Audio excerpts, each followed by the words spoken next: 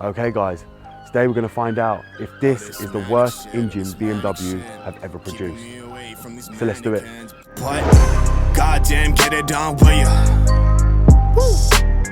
When the blow up now, everybody's so unusual with it. Shit. But said times in his rhymes, cause his memories we running through. Okay guys, so here we have the BMW N52 engine. And the reason I'm saying is this the worst engine BMW ever produced is purely simple. A lot of people still today tend to knock this engine and call it the worst engine BMW has ever made. Why? I have no idea. I think they're getting their wires crossed between the shitty 2-litre lumps, which are the 2-litre diesel, and the M43 and M46.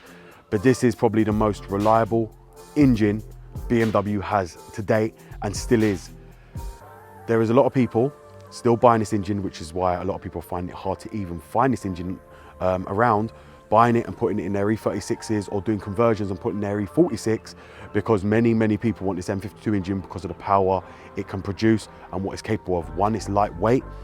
Two, if you put it in a 3 Series, it's extremely quick, just like it is in a 1 Series. If you put it in E36, where the body's even lighter, this car will terrorize the streets. This engine is just absolutely phenomenal of what it can produce and the power it produces. After my tune on this engine, you guys know it actually brings it to 272 bhp, and it actually puts the torque up at nearly to 380 Newton meters on this engine as well. Now, the reason a lot of people call this unreliable and why this is the worst engine ever, it has a lot of oil leaks. As many of you guys know, it likes to leak from the oil filter housing, which goes down onto the manifold. It will leak from the oil cooler, which a lot of people already know what that does, and goes straight onto your belts down there, onto the tensioner, and it will just destroy the belt, and you end up with the belt going into the sump and then destroying the actual engine, which a lot of people are already aware of, and it's happened to quite a few people already, and that's why they call it unreliable. But no, it's not unreliable, and it's not the worst engine ever. It's only bad because you didn't check it and you didn't sort it out when it was needed to be sorted. A lot of people leave it till it's too late, and when it's too late, the engine will just end up giving up, like most engines do. Another reason why people call it unreliable is they never seem to figure out that the valve cover likes to leak down here. And when that leaks, it ends up leaking onto the exhaust, and they can smell an oil burning smell. Instead of checking it, they'll leave it until it completely ruptures and oil is actually pissing everywhere, which I've told many people, I've shown you guys all the common problems, but a lot of you still tend to leave that out. Another thing I get asked all the time is people take off this manifold and end up breaking that map sensor at the back there because they don't even realize it's there. And what they'll do is when they take the manifold off, they won't realize there's a lot of vacuum lines as well that they end up breaking in the process of ripping the manifold off. When that happens, they end up with their car not starting after, and then start thinking it's the MAF, start thinking it's the intake boot, start thinking it's many other things, and they haven't even realized in a rush to pull that manifold off, you actually broke vacuum lines which actually sit underneath. Now, there's not only that, you've got the wires that go to all the disvalves down here, which a lot of people ain't aware of. And they control the air mixture in the manifold. They're manifold runners, and they actually what make a lot more torque on this engine and a lot more power.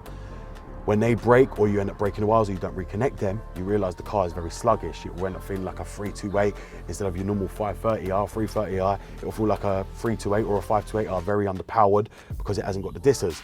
And it's this horrible feeling, which a lot of people just don't want to have experience, and they experience it. You know, many people know the power difference from this engine, and when they leave them unplugged, they will message me and say to me, my car feels very sluggish, and I know exactly what they've done.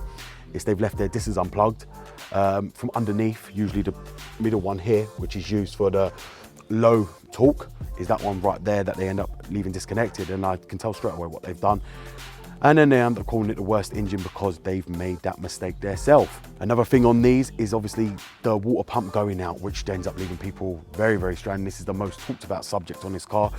Everyone calls these cars unreliable, and this is the worst engine because it uses the electric water pump. Well, I'm sorry to tell you, this isn't the only car that uses the electric water pump. The N53 uses their electronic water pump, the M55 and the M54. They all do it, and guess what? It's actually cheaper to buy on this, and guess what? This one's actually a metal one, not an actual plastic one, which actually cracks. So be lucky that you can actually replace it on these, and these are not a hard job. If it's not the XI model, you've got it very easy to actually get to the water pump straight down there. It's not hard to get to at all. The bolts are a bit fiddly, but apart from that, the water pump's quite easy to actually get to, and the thermostat bolts onto the actual water pump, so it's not hard. These engines are probably one of the best engines around. Now, another problem is people moaning about the ticking on them, which is due to people not changing their oil on time. They will follow their iDrive or their service schedule on their cars, which say every 10 to 12,000 miles. Do not ever, ever, ever follow that interval. Trust me. Change your oil on these engines every 5 to 6K, as I've told you many, many times. A lot of people say they can't afford to do that, and you should have seen the comments I got when I tell people I change my oil every 4 to 5K. Moaning that they can't afford that, that works out too expensive. Well, if you can't afford it, don't own this fucking car. It's very simple. You know, these cars require the best TLC. If you've got to skimp out and be cheap on them, you get rid of the car and give it to someone that ain't gonna be cheap. I've said it many times. You know, I do not like hearing that you can't afford it. What the hell are you doing with this car if you can't afford to change your oil regularly? That is just bad. I dread to think what else they're actually neglecting on the car if they can't afford to change the oil on time. Now, this engine is probably one of the most reliable engines, and you guys know I love this engine. Everyone is calling it the worst engine, the most unreliable engine, the worst engine they've ever had. They're glad they got rid of it. They had nothing but issues. Well, my friend, if you had to get rid of it, it's because you're foolish and you couldn't repair it. Not only that, you clearly have no clue and you didn't want to repair it. A lot of people buy these cars because they're overhyped. They buy this engine because it's overhyped. They want it for a race car. They'll hear one go past, then they'll speak to the person, then they'll ask, oh, what engine's in that? They'll say the M52, then they start looking for one. And these people that are going to buy them have no clue about mechanics. They want it to make it into a powerful car instead of just going out and buying an M3 or an M5, but then saying that, Jesus Christ, if they can't even look after an M52, I dread to think what they'd be like with an M5 or M3. So let's not even encourage them to go and buy one of them, because they're the type of people that end up giving BMW a bad name and spreading their crap all on forums, spreading their crap everywhere, moaning as they do, oh, my car is unreliable. Oh, this broke on my car, biggest piece of shit I ever had. And you know what? I'm not sorry to tell you, but the majority of them people that actually moan are American people. You don't hear this from EU or UK people, it is American people. You know what? Not even people in South Africa, not even people in Australia moan as much as the Americans calling it unreliable. And you know why it's unreliable? You know what? Majority of the time, it's not even your fault. It is your climate that makes it unreliable. And as I've said, because of your climate, why the hell do you own these cars with a climate like you've got an amount of miles you guys are always driving from one end to another end of the bloody country?